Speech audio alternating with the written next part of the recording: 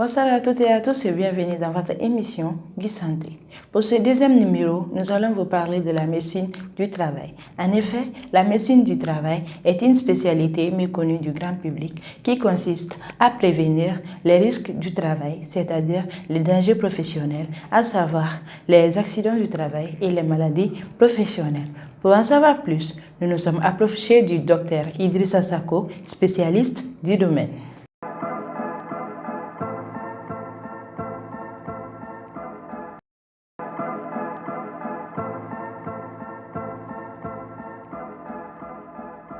Merci beaucoup pour cette question.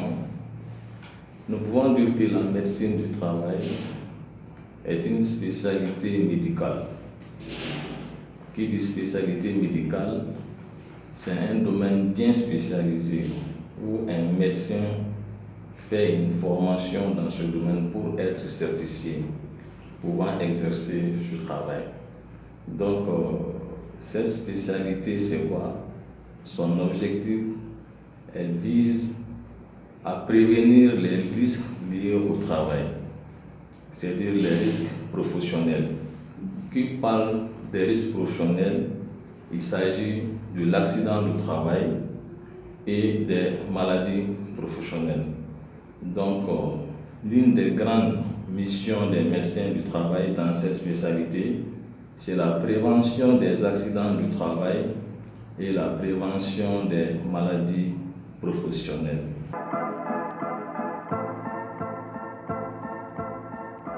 Qui dit accident de travail, c'est les textes qui définissent cet événement. Nous disons que l'accident de travail est un problème aujourd'hui qui est récurrent, qui doit attirer l'attention de tout le monde. On dit dans l'accident de travail, quelle qu'en soit la cause, vous imaginez, on dit quelle qu'en soit la cause. Donc la cause n'est pas imputable à une personne. Juste qu'un accident survient par le fait ou à l'occasion du travail. Par le fait ou à l'occasion du travail. Il suffit que l'accident survienne dans l'exercice de votre profession. Encore, on va encore plus loin, on dit pendant le trajet. Voyez-vous que l'accident se définit même sur le trajet du travailleur, c'est-à-dire de son lieu de travail et à sa résidence. De sa résidence aussi à son lieu de travail et vice-versa. Mais il y a certaines conditions à remplir dans cette définition. On dit dans la mesure où le parcours n'a pas été interrompu ou détourné pour un motif d'intérêt personnel. C'est-à-dire que le travailleur ne doit pas changer son chemin d'habituel pour faire autre chose, motif personnel, et que l'accident survient en ce moment, il n'est pas dans la définition de l'accident du travail. Encore, on va encore plus loin et dire pendant les voyages et les déplacements du travailleur, dont les frais sont à la charge de l'employeur. Donc en ce moment, le travailleur, pendant ses déplacements urbains, pendant ses déplacements, les voyages et autres, même s'il trouve un accident, c'est conditionné comme accident du travail.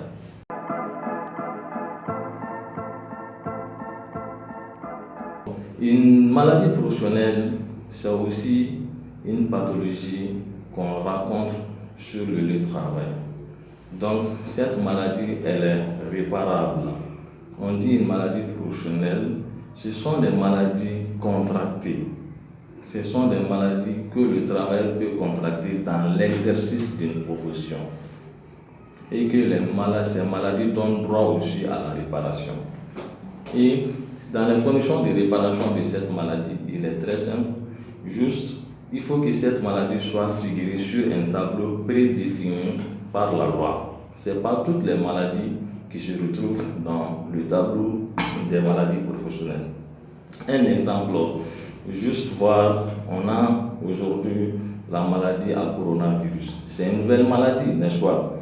Maintenant, on peut être contaminé de cette maladie sur le lieu de travail, n'est-ce pas? Mais il faut reconnaître que cette maladie aujourd'hui ne se retrouve pas sur la liste des tableaux des maladies professionnelles.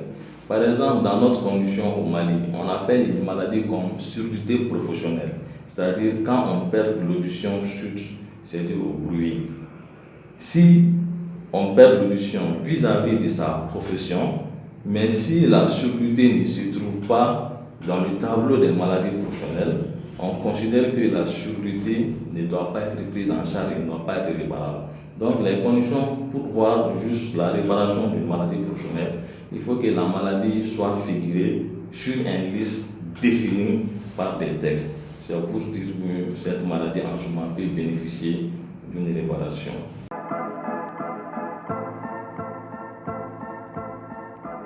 Bien sûr, les complications de l'accident de travail peuvent se retrouver en maladie professionnelle. Une très très bonne question, madame. Vous savez, souvent les travailleurs, on les dit, quand vous avez un accident de travail, qu'est-ce qu'il faut faire? L'idéal, c'est de déclarer l'accident à l'INPS. C'est l'INPS qui est l'organisme chargé de réparation de tous ces accidents et les maladies professionnelles. Ici, nous saluons nos confrères qui font bien ce travail. Donc, c'est l'INPS qui répare l'accident de travail, c'est l'INPS qui répare les maladies professionnelles. Et nous avons aussi d'autres caisses qui vont venir, la CMSS, la Caisse malienne de sécurité sociale, mais ils vont prendre en charge que les accidents de travail juste pour les fonctionnaires seulement. Donc, il y a deux types de travailleurs, ceux qui sont des conventionnaires, qui sont à l'INPS, mais ceux qui sont des fonctionnaires qui sont au niveau de la Caisse malienne de sécurité sociale. Maintenant, un accident peut devenir une maladie professionnelle, bien sûr, parce qu'on demande d'abord de déclarer. Parce que l'accident étant déclaré peut évoluer en maladie professionnelle, ce qu'on appelle les complications de l'accident du travail. Ça arrive, bien sûr. Donc, un accident peut devenir bien et bien une maladie professionnelle. Mais le départ, c'est la déclaration. Mais si vous ne déclarez pas votre accident au début de la maladie et que 2 ans plus tard, parce que la maladie professionnelle, il faut le dire, la maladie professionnelle, ce n'est pas un événement soudain, comme un accident de travail de cause à effet. Par exemple, un accident de travail, ça survient tout de suite, on a le constat, les blessures, les lésions et tout ce qui ensuit. Donc, mais la maladie professionnelle, c'est à la suite d'une exposition à long terme. Vous êtes exposé à un bruit, ce n'est pas aujourd'hui que vous allez avoir peut-être la surprise, peut-être. Vous êtes exposé à un produit chimique, vous n'allez pas avoir un cancer tout de suite.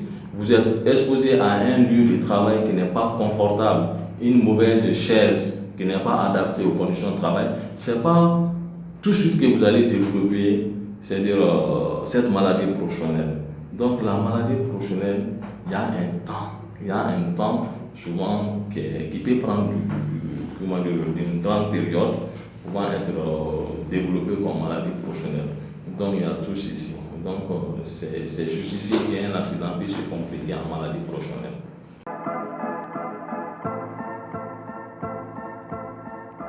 Très grande différence entre la médecine du travail et la médecine générale. Je l'ai dit, c'est une spécialité médicale. Un médecin du travail, c'est qui? Celui qui est d'abord un médecin généraliste.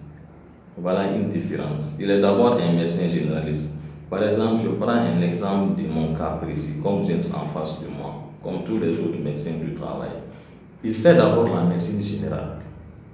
Et ce médecin généraliste, il va postuler, c'est-à-dire juste à une formation de médecin du travail, comme un chirurgien aussi qui est spécialiste dans son domaine, comme un pédiatre qui est spécialiste dans son domaine, comme un cardiologue qui est spécialiste dans son domaine. Vous voyez, c'est celui qui va aller faire un diplôme d'études de spécialisation. Le diplôme d'études de spécialisation, ça fait 4 ans. Donc, après la médecine générale. Donc, il vient avec un diplôme d'études de spécialisation de 4 ans, comme toutes les autres spécialités médicales. C'est ce qu'on appelle le DS. Donc, notre cursus universitaire reconnaît bien les DS. On a beaucoup de diplômes de spécialité chez nous. La cardiologie, c'est un diplôme de spécialisation. La chirurgie, c'est un diplôme de spécialisation.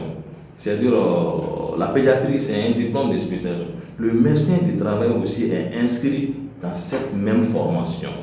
Juste pour dire la différence, pour le moment au Mali, cette discipline n'est pas ouverte.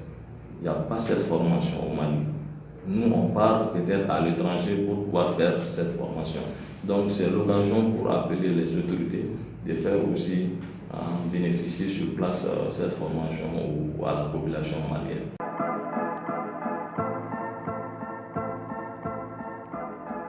Pour avoir bénéficié du service, il faut aller au champ d'application de la médecine du travail. Parce que la médecine du travail, elle est normative. Donc, il y a les établissements assujettis à la médecine du travail.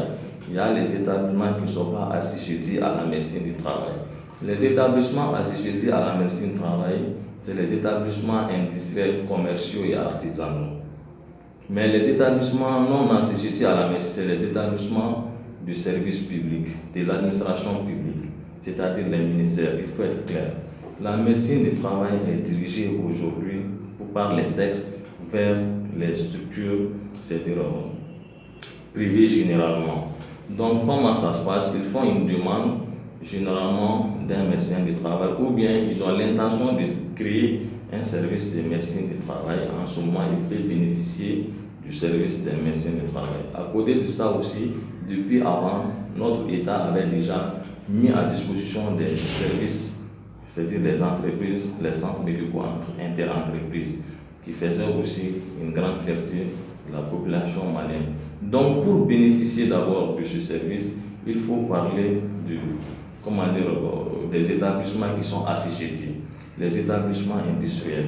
Ils font la demande et ils veulent créer soit leur propre structure de médecine du travail, soit ils veulent se regrouper entre eux et former un groupe de services de médecine inter-entreprise. Ça aussi, ça existe.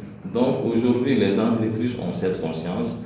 Ils ont vraiment le besoin nécessaire d'avoir auprès d'eux un médecin du travail.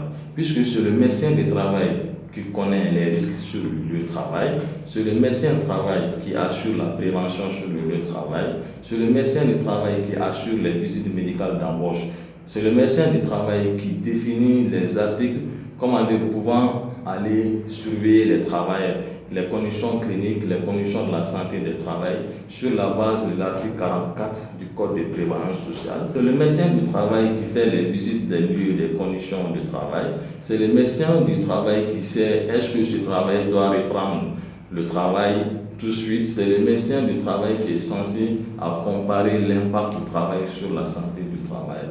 Donc, le service est à disposition de tout le monde. Mais nous avons essayé de voir les mêmes risques qui se trouvent au niveau des structures privées, se trouvent au niveau des structures publiques aussi, puisque tout le monde travaille. Que je l'ai dit tantôt, les établissements exclus de l'assujettissement, c'est les établissements de l'administration publique. Nous constatons aussi qu'il y a des accidents de travail dans ces lieux, n'est-ce pas? Il y a les maladies professionnelles dans ces lieux. Donc on a réfléchi à ça, c'est-à-dire d'étendre la médecine du travail à tous les travailleurs, sans exception.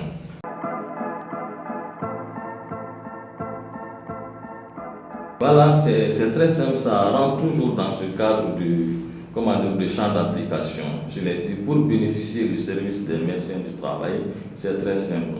Les médecins du travail, ils sont aujourd'hui sur place au Mali. Donc c'est vous, à votre niveau, si vous ressentez le besoin exprimé par la médecine du travail, c'est très simple, à travers juste l'ouverture d'un service de santé au travail sur une demande. Et en ce moment, vous faites une demande auprès, juste une demande formulaire, soit un avis, une candidature ou autre, donc pouvant être avec un médecin du travail, puisque aujourd'hui il y a beaucoup de médecins du travail aujourd'hui au Mali. Et aussi il y a les structures aussi de l'État, telles que aussi les CMI et autres. Avec eux aussi, ils sont aussi nos grands partenaires à bénéficier aussi de ce service des médecins du travail. Donc avoir le service des médecins du travail aujourd'hui, les médecins du travail ils sont là en quantité, il y a d'autres même qui sont en formation. Aujourd'hui, le Mali a beaucoup de médecins du travail qui peuvent aujourd'hui servir le public par rapport à l'exercice des médecines du travail. Et sans oublier aussi, il y a aussi l'État, aujourd'hui l'État malien, a recruté aussi des médecins du travail dans la fonction publique. Par exemple, moi qui est en face de vous, je suis médecin du travail de l'État. Donc aujourd'hui, pour dire que la médecine du travail est indispensable dans la vie de tout le monde. Je l'ai dit au début, il y a l'accident de travail. Tout de suite, nous parlons tout de suite. À cet instant, il y a un accident qui survient quelque part. Il y a un malade, il y a un travail qui est malade quelque part. Donc, pour dire que la médecine du travail aujourd'hui, c'est un besoin nécessaire. Sa demande doit être, systématique partout où on regroupe les travailleurs. Puisque pour être en bonne santé, pour avoir une bonne production, il faut faire une très bonne prévention. Qui doit faire cette prévention? C'est le médecin du travail qui est censé faire ce travail. Il a toutes les compétences nécessaires pour créer ce lieu de travail juste bien adapté et bien confortable pour l'exercice des travailleurs.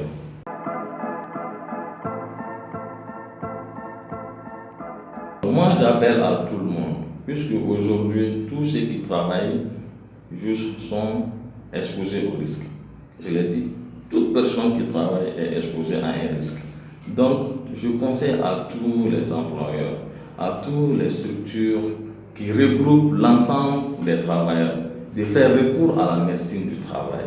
Puisque aujourd'hui, on a compris, l'argent n'est pas simplement un signe de bonheur, mais un lieu de travail confortable, un environnement de travail jovial, un environnement de travail avec moins d'accidents, un environnement de travail avec moins de maladies professionnelles. Cet environnement de travail va exister très longtemps et les travailleurs seront juste très très heureux de rejoindre leur poste.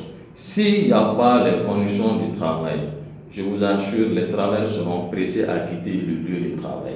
Mais s'il y a les conditions sur le lieu de travail, même la descente, les travailleurs vont rester souvent même après la descente. Ils sont motivés, ils sont contents juste de rester. Donc, cette médecine du travail, elle est nécessaire partout. Elle est nécessaire à tous les endroits où on fait exercer les travailleurs. Donc, cet appel est lancé à tout le monde d'avoir à leur proximité l'exercice de la médecine du travail, puisque ce travail va avec la médecine du travail et la médecine du travail aussi va avec ce travail aussi. Après ces différentes explications données par Dr Idrissa Sako, j'espère que vous avez suffisamment été édifiés sur ce thème. Sur ceci met fin à ce numéro. Merci de nous avoir suivis et n'oubliez surtout pas de vous abonner à notre site et de nous suivre massivement chaque vendredi à partir de 18h. Au revoir et à bientôt.